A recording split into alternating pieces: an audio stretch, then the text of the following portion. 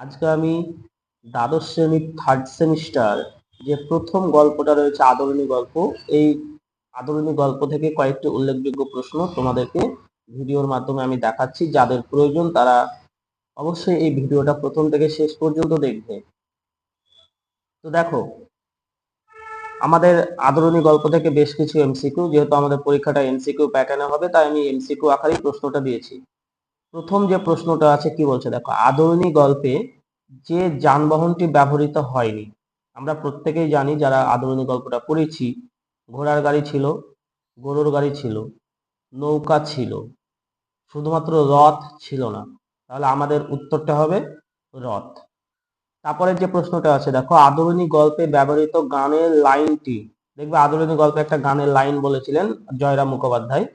অপশনগুলো দেখো, পেয়ালা মুঝে চুমলে, পেয়ালা মুঝে ভর দো, পেয়ালা মুঝে প্যার দে, পেয়ালা মুঝে ভর দে। দেখো অপশনগুলো প্রায় কিন্তু কাছাকাছি, এটা দেখে কিন্তু ছাত্রছাত্রীরা বিভ্রান্ত হতে পারে। এটা মনে রাখবে, লাস্টের যে অপশনটা ডি অপশন, পেয়ালা মুঝে ভর দে, এটাই হবে সঠিক উত্তর।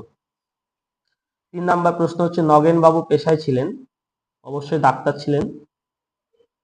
আর এর সঙ্গে মনে রাখবা কুঞ্জ বিহারী বাবু উনি ছিলেন উকিল। ঠিক আছে, এটা একটু জেনে রাখবে। বাই আসছে বেনারস থেকে, হেমটা আসছে কলকাতা থেকে।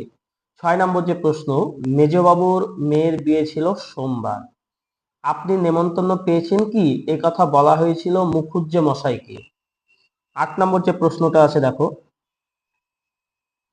নগেন বাবু ও কুঞ্জবিহারী বাবু মুখুজ্জে মশাইয়ের সঙ্গে দেখা করতে এসেছিলেন বিকেলে। 9 নম্বর যে প্রশ্নটা, মুখুজ্জে মহাশয়ের চোখ দুটি ছিল ভাসা ভাসা। 10 নম্বর, যে ঘটিটা ছিল জয়রাম বাবুর সঙ্গে সেটা হচ্ছে পিতলের। কোন দিন জয়রাম বাবু আহ্নিক পুজো করেন ঘটা করে, সেটা ছিল রবিবার। যৌবনকালে যৌবনকালে ইনি রীতিমতো বদরাগী ছিলেন, কার কথা বলা হয়েছে, অবশ্যই জয়রাম বাবু। 13 নম্বর প্রশ্নটা দেখো, জয়রাম বাবুর বৈঠকখানায় সমবেত হইয়া তাস পাশাক প্রভৃতি খেলিয়া থাকেন কোন দিন, সেটা হচ্ছে রবিবার।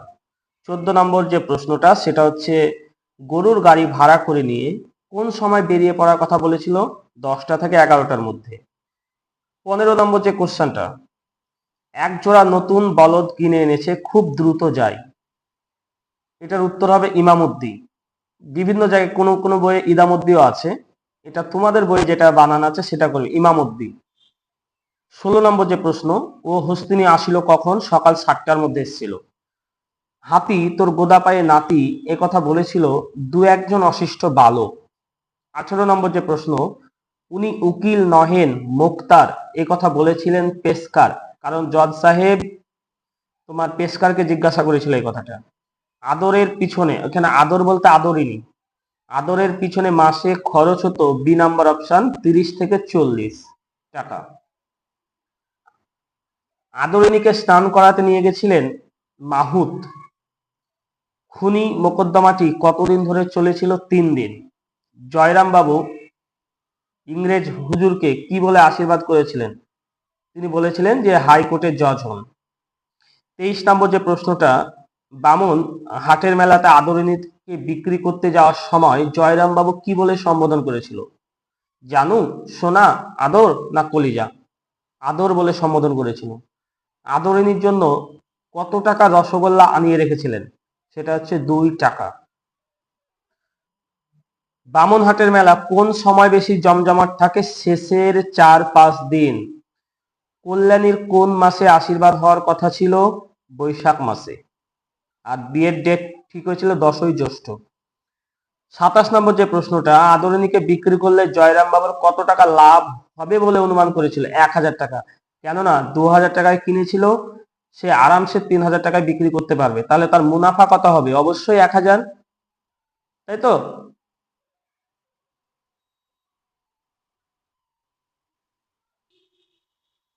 তারপরে প্রশ্নটা দেখো, কল্যাণীর সাথে যে ছেলেটার বিয়ে ঠিক হয়েছিল সে ছেলেটা রাজশাহীতে এমএ পড়ছে, মানে এমএ পড়ছে, রাজশাহীর যে কলেজ সেখানে এমএ পড়ছে।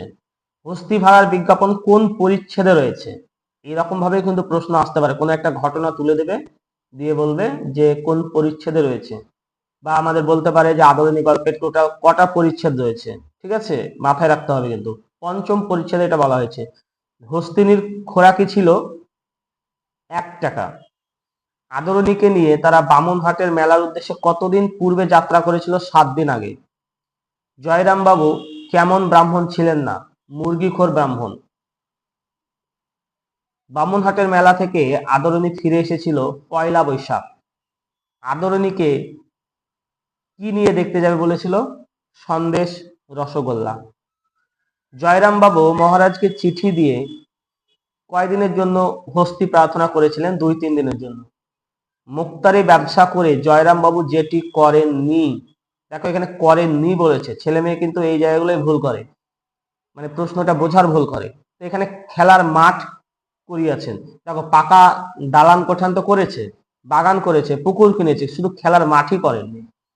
আদরিনী গল্পে হাতি দিলে এই কথাটি দুবার ব্যবহার করা হয়েছে। এখানে আমাদের যে পুরনো বই আছে সেখানে 3বার আছে, কিন্তু তোমাদের বইয়ে 2বার আছে।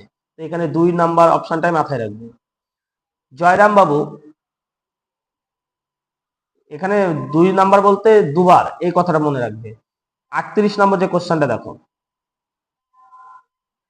জয়রাম বাবু আদরণীকে কার কাছ থেকে কিনেছিলেন? বীরপুরের উমাচরণ লাহিড়ীর কাছ থেকে কিনেছিলেন। ও হাতিটি কার, এ কথা বলেছিলেন মহারাজ নরেশচন্দ্র। আদরিনী গল্পটি কোন গল্পের অন্তর্গত? সেটা হচ্ছে গল্পাঞ্জলি। তো বন্ধুরা, আজকে আমাদের এই 40টা প্রশ্ন আলোচনা করলাম। পরবর্তী ভিডিওতে আমরা পরবর্তী পার্ট নিয়ে আলোচনা করব। তো আজকের মতো এটুকুই। যদি ভিডিওটা ভালো লাগে তাহলে অবশ্যই একটা লাইক, কমেন্টস ও বন্ধুদের মধ্যে শেয়ার করে দেবে। আর পরবর্তী কোন বিষয়ের নোটস তোমরা চাইছো সেটা অবশ্যই কমেন্ট করে জানাবে, আমি আমার সাধ্যমতো আপলোড করার চেষ্টা করব। আজকের মতো এটুকুই, দেখা হচ্ছে পরের ভিডিওতে। ধন্যবাদ।